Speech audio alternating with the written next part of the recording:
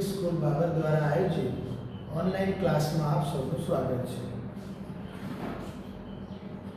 तो चलो आज आपने लेक्चर बायोलॉजी विषय में प्रकरण 2 सपुष्पी वनस्पतिओं में लिंगी प्रजनन चैप्टर में आगळना अभ्यास तरफ जईए। छेल्ले आपणे बाह्य संवर्धन प्रयुक्तिओ विषे समझ्या हता अने बाह्य संवर्धन प्रयुक्तिओ 4 हती। तो આપણે રિવિઝન કરી લઈએ। પહેલી પ્રયુક્તિ હતી કે પરાગાસન અને પરાગાશય જે છે એ જુદા જુદા સમય પરિપક્વ થાય। બીજું સ્થાન અલગ અલગ હોય બંનેનું। ત્રીજું સ્વસંગતતા જે જનીની ક્રિયાવિધિ હતી અને ચોથું કે એકસદની પ્રકારની અને દ્વિસદની પ્રકારની વનસ્પતિ એટલે કે એકલિંગી પુષ્પો પેદા કરવા। તો હવે જે ટોપિક છે परागरज और स्त्री केसर वच्चे शू संबंध है अने बंने वच्चेनी आंतरिक क्रिया आपणे समजवानी छे। तो चलो आपणे टॉपिक तरफ आगळ वधीए। परागरज स्त्री केसर वच्चेनी आंतरिक क्रिया।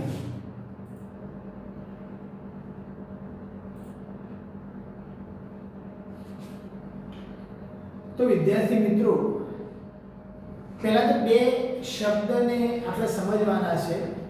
એક શબ્દ છે સંગત અને એક શબ્દ છે અસંગત।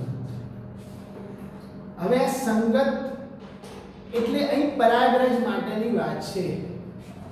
તો એક સંગત પરાગરજ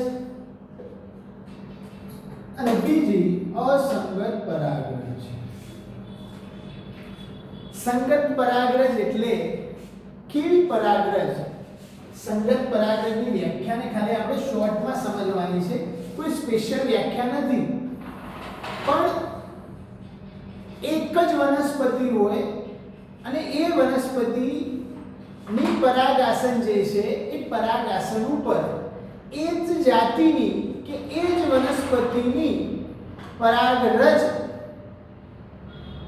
મેળવે एनो मतलब कि परागासन अने जे परागरज छे बंने एक ज जातिना होय अने एनी ज वनस्पति उपर होय तो एनो मतलब कि ए परागरजने ग्रहण करवा माटे ए परागासन सक्षम छे। उदाहरण तरीके आपणा घरे कोई मेहमान आवे तो ए मेहमानने क्यारे तमे आवकारो, क्यारे तमे एने तमारा घरे रहेवानी परमिशन आपो छो कि જ્યારે મહેમાનને તમે ઓળખો છો, मतलब એ મહેમાન તમારા કુટુંબનો છે, એ મહેમાન તમારા સંબંધી છે। તો એ સંબંધી છે એટલે તમે એને તમારા ઘરે રાખી શકો છો, તમે રાખો છો, તેને પરમિશન આપો છો, એ રહેવાની તેને અલાઉ કરો છો। એનો મતલબ એ મહેમાન તમારા માટે સંગત છે। પણ કોઈ થર્ડ વ્યક્તિ, ત્રીજો વ્યક્તિ જેને તમે નથી જાણતા अचानक तमारा घेर आई जाए अने मेहमानगति करवा बेही जाए कि हूँ तमारा मेहमान छुं मने तमे राखो तो तमे एने रहेवा देता नथी। कोई अननोन व्यक्ति जेने तमे जाणता ज नथी तमारा घेर रहेवानुं के मारे 5 दिवस रहेवुं छे आपणे ना रहेवा दઈએ। केम? कारण के तमाने ए स्वीकार्य नथी। तो एनो मतलब के तमे ए मेहमान परागरज तरीके ओळखो अने तमे परागासन छो तो तमे परागासन तरीके मेहमानने એટલે કે પરાગરજને ગ્રહણ કરવા શક્તિમાન નથી। તો તમારા માટે પરાગરજ કેવી છે? અસંગત છે। એ મહેમાન કેવો છે? અસંગત છે। તો એનો મતલબ કે એ જાતિની પરાગાસન પર તે જાતિની સંગત પરાગરજ આવે તો એવાને સંગત કહેવાય। કયા પ્રકારની કહેવાય? સંગત। मतलब પરાગાસન જે પ્રકારની પરાગરજને સ્વીકારે છે એ જ પરાગરજ હોય तो एना माटे साची छे એટલે સંગત પરાગરજ। અને જે પરાગાસન એ અન્ય જાતિની હોય અને એ પરાગાસન સ્વીકારવા તૈયાર નથી તો એના માટે એ અસંગત પરાગરજ છે। તો અહીં તમે આ બે શબ્દો આપણે ક્લિયર કર્યા કે પરાગાસન તે જાતિની परागरज ने स्वीकारे तो ते संगत परागरज कहेवाय। અને પરાગાસન અન્ય જાતિની પરાગરજને अस्वीकार करे तो ए असंगत परागरज। तो विद्यार्थी मित्रों आ બે શબ્દો આપણે સમજવાના છે, કારણ કે આપણે બે શબ્દો ઉપર આનું વર્ણન છે। પરાગરજ અને સ્ત્રી કેસરનો સંબંધ શું છે, તો હવે તમે સમજી શકો કે સ્ત્રી કેસર એટલે આપણે પરાગાસનને સમજવાનું છે, કારણ કે સ્ત્રી કેસર ઉપર પરાગરજ આવે છે અને સ્ત્રી કેસરમાં કઈ જગ્યાએ આવે છે, તો સ્ત્રી કેસરમાં પરાગાસન આવે છે। તો હવે આપણે પરાગ સ્ત્રી કેસર આંતરક્રિયાને બુક પ્રમાણે આગળ જઈએ।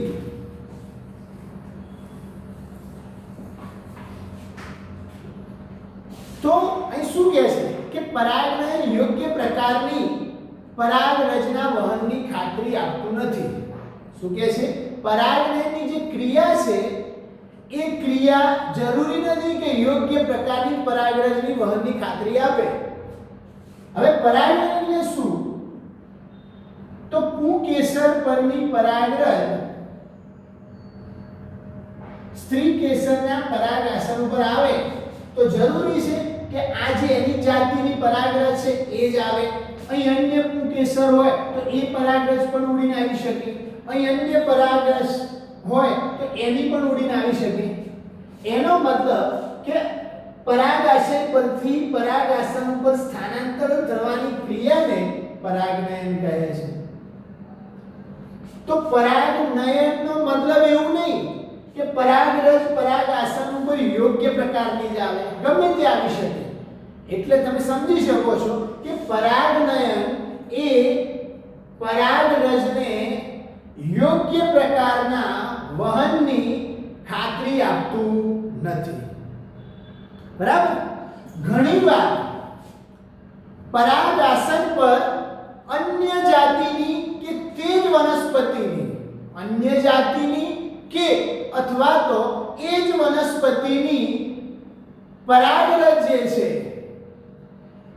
એ શું કરે છે? સ્થાપિત થાય છે। હવે અન્ય જાતિની પરાગરજ સ્થાપિત થાય તો એ કેવું થયું?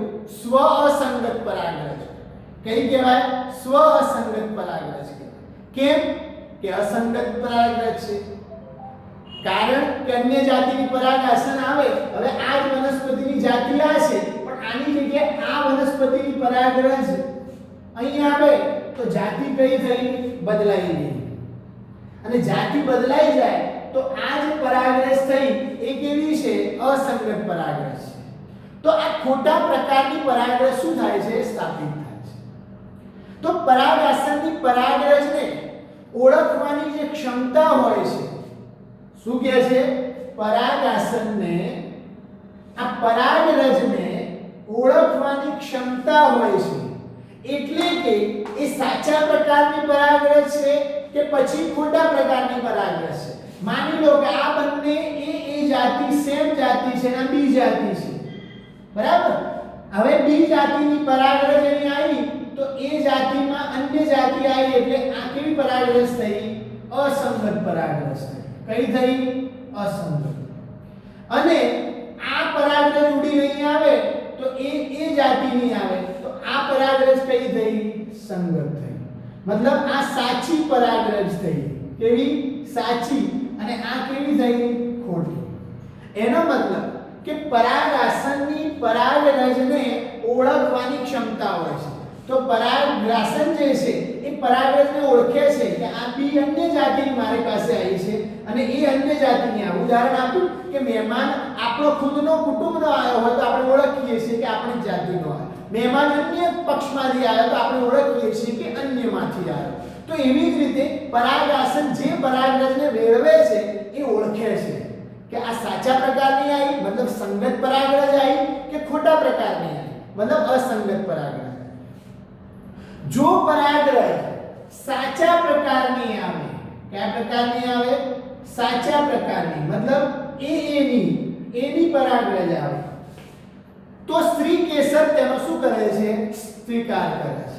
મતલબ તમારા ઘરે તમારા જ કુટુંબનો સંબંધી મહેમાન આવ્યો તો આપણે એનો સ્વીકાર કરીએ છીએ અને એને રહેવા દઈએ છીએ અને જે તે ઘટનાને આગળ પ્રેરવા માટે આપણે શું કરીએ છીએ? મદદ કરીએ છીએ।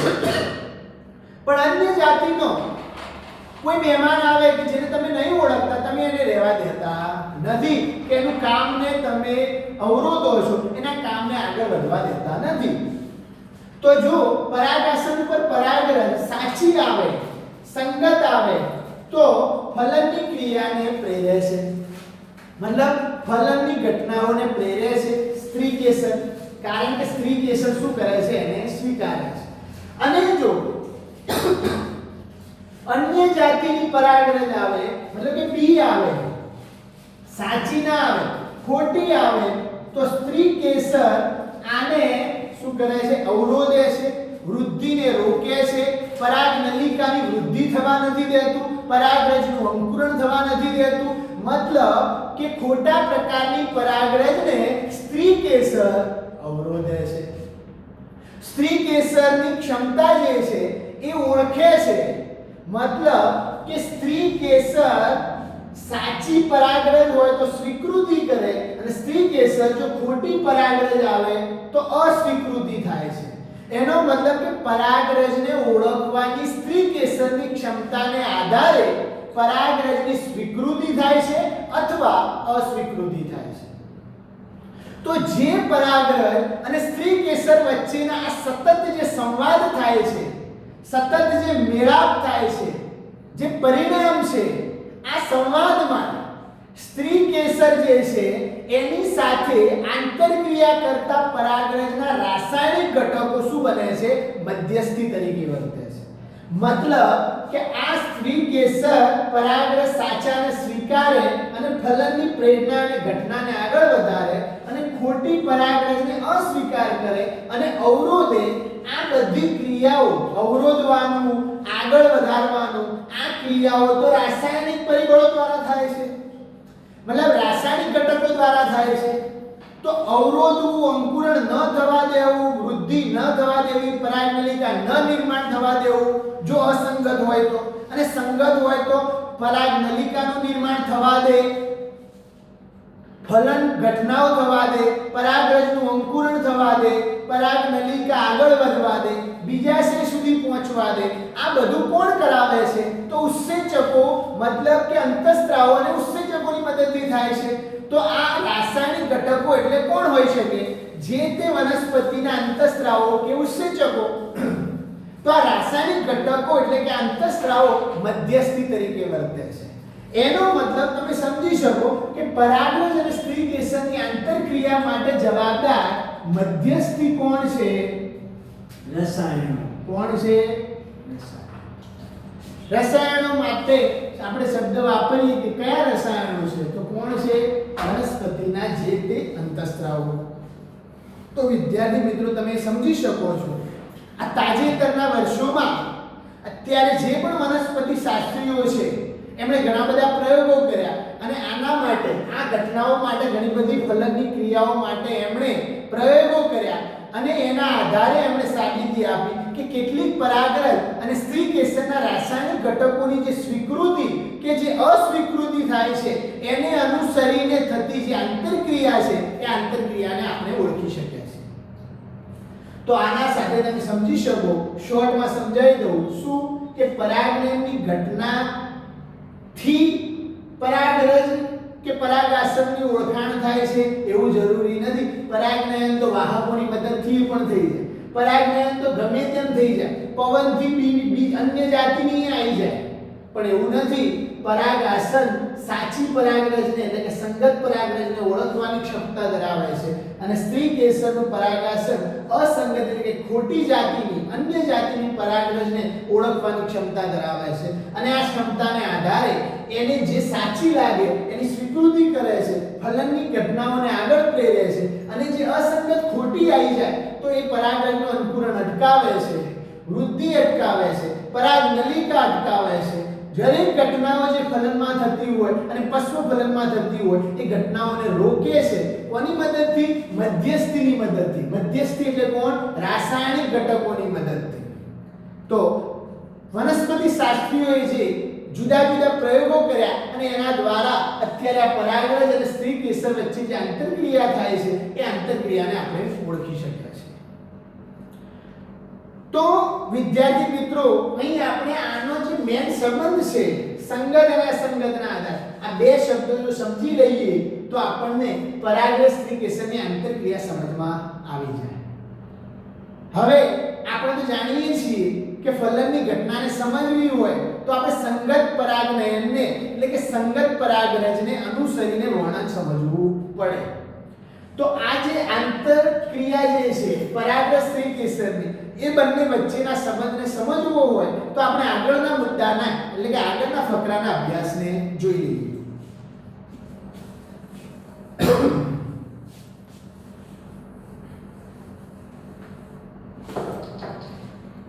તો વિદ્યાર્થી મિત્રો અગાઉ જે ભણ્યા એ મુજબ સંગત પરાગનયનને અનુસરીને પરાગરજ શું કરે છે? પરાગાસન ઉપર કોઈ એક જનન છિદ્રના માર્ગે પરાગનલિકાનું શું કરે છે? સર્જન કરે છે. એટલે પરાગાસન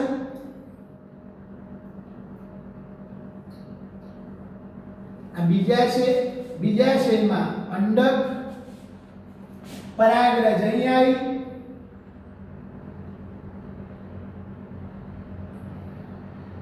આ જનન છિદ્ર દ્વિકીય અવસ્થા દોરી પરાગરજની. હવે સંગત પરાગરજ છે મતલબ સ્ત્રી કેસરા પરાગરજ જે ઓળખે છે સ્વીકારે છે મતલબ સંગત પરાગનયનની ઘટના છે.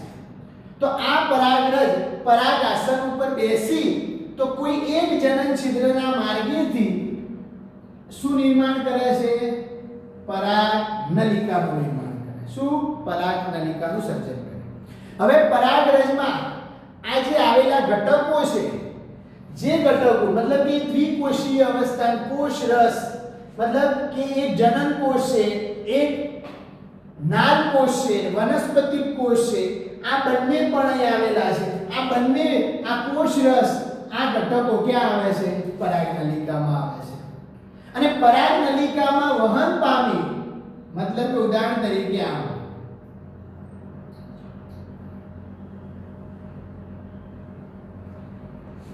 અને જનન કોષ ફરી પાછો કોષ વિભાજન પામી માની લો કે બે જનન કોષ બનાવેલી નાલ કોષ. તો આ નાલ કોષ એટલે કે વાનસ્પતિક કોષ અને આ બંને નરજન્યુઓ આ ઘટકો સાથે આ જે ઘટકો છે એ પરાગનલિકામાં કોષ રસ સાથે સાથે ક્યાં સુધી પહોંચે છે? અંડછિદ્ર સુધી. અને અંડછિદ્ર સુધી પહોંચે એનો મતલબ કઈ જગ્યાએ પહોંચે? બીજાશયમાં. તો બીજાશયમાં પહોંચે છે.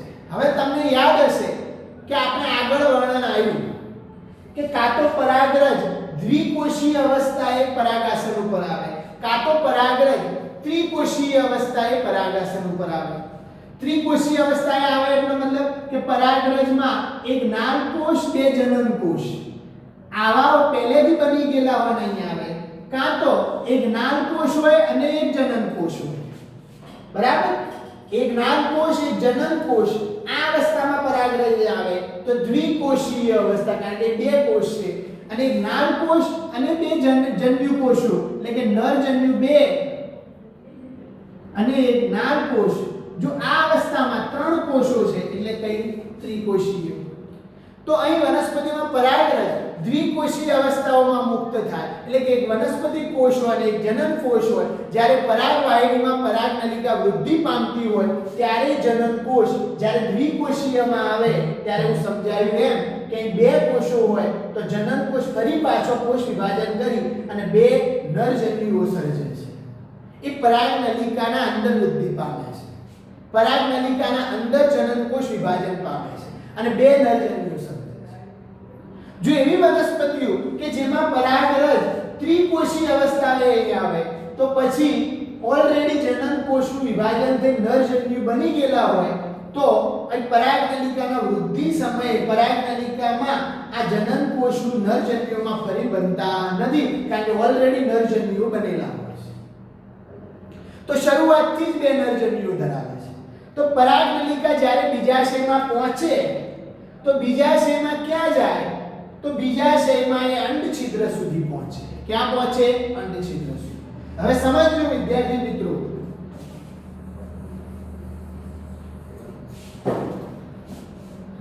બીજા છે અંડક. અંડકમાં આ ભ્રૂણપૂટ, આ બે સહાયક કોષ. આપણે એને મોટું કરીએ છું. આ બીજા છે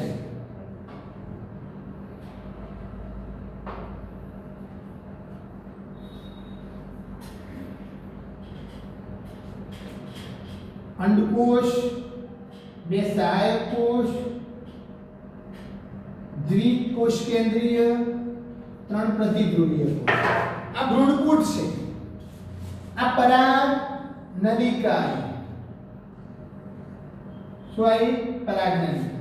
બે નરજન્યુઓ અને એક નાલકોષ. નાલકોષ આ બંનેના પોષણમાં વપરાઈ જાય છે.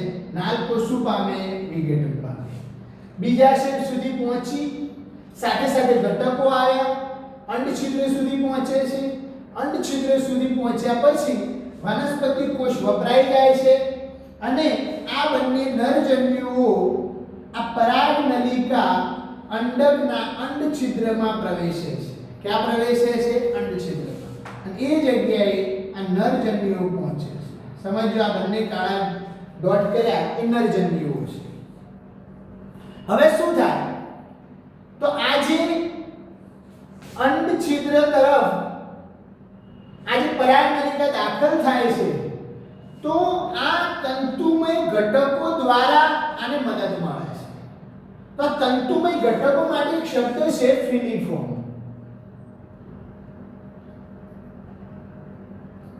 ફિલિફોર્મ તંતુમય ઘટકો.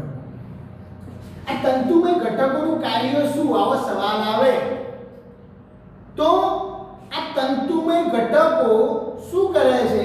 તો પરાગ નલિકાને પ્રવેશ માટે માર્ગદર્શન મદદ પૂરી પાડે છે. તો આ અંડછિદ્રમાં આ પરાગ નલિકા જે પ્રવેશે છે અને સહાયક કોષ સુધી પહોંચે છે, તો સહાયક કોષ સુધી પરાગ નલિકાને પહોંચાડવા માટે તંતુમય ઘટકો મદદ અથવા માર્ગદર્શન પૂરું પાડે છે.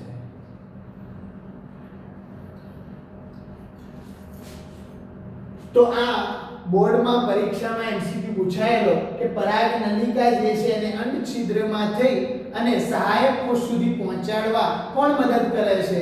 તો ઓપ્શનમાં શું છે? તંતુમય ઘટકો. તો જવાબ આવે તંતુમય. જ્યારે એ સમય પરીક્ષામાં ફિલિફોર્મ શબ્દ પૂછવામાં આવ્યો અંગ્રેજીમાં, ગુજરાતીમાં પણ આ રીતે, ત્યારે ઘણા બધા વિદ્યાર્થીઓ ભૂલ કરી કારણ કે ફિલિફોર્મને ધ્યાનમાં લીધું નહીં. કારણ કે ફિલિફોર્મ એ તંતુમય ઘટકોનો અંગ્રેજી શબ્દ છે.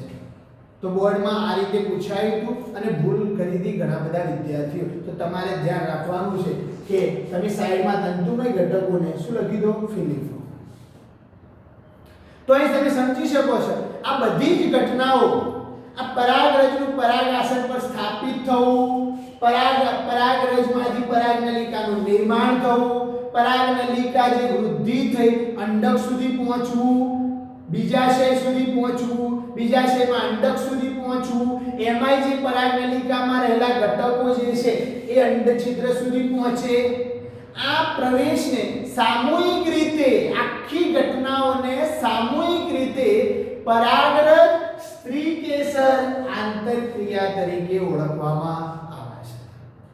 તો અહીં તમે સમજી શકો છો કે અગાઉ આપણે ભણ્યા એ પ્રમાણે કે પરાગરજ અને સ્ત્રીકેસરની જે આંતરક્રિયા જે છે એ એક પ્રકારની ક્રિયાત્મક ગતિશીલ પ્રક્રિયા છે. કેવી પ્રક્રિયા છે? ક્રિયાત્મક ગતિશીલ પ્રક્રિયા છે.